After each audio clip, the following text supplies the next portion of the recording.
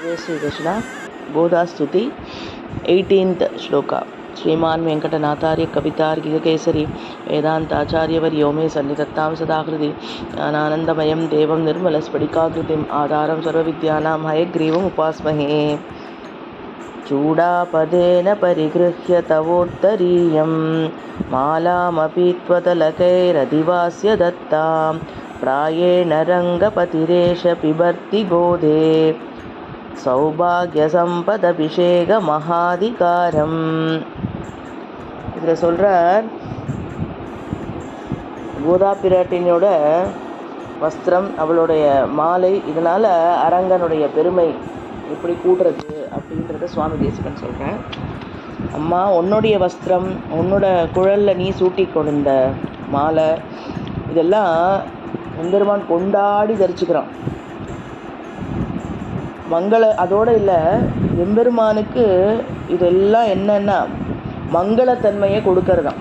உன்னுடைய வஸ்திரம், நீ சூடி கலைந்த மாலை, இதெல்லாம் அவனுக்கு மங்களத்தன்மையை கொடுக்கறது. அப்படி கொடுத்து நீ என்ன பண்ணுற அப்படின்னா, நீ பக்குவப்படுத்துகிற எம்பெருமான உன்னுடைய மாலையை வச்சு, உன்னுடைய வஸ்திரத்தை வச்சு இதெல்லாம் பண்ணி நீ பெருமாளை பக்குவப்படுத்துகிற. மேலும் சொல்கிற,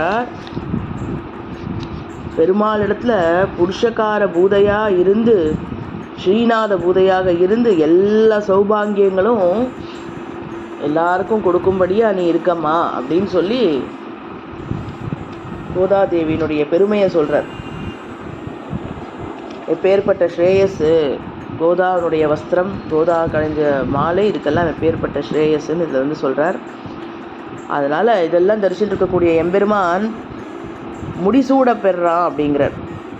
அப்போ என்ன சிறப்பு, உன்னுடைய மேலாடையின் சிறப்பு என்ன, நீ சூடிக்கலை இந்த பூமாலையின் பெருமை என்ன அப்படின்னு சொல்லி வியந்து போகிறார் சுவாமி தேசிகன்.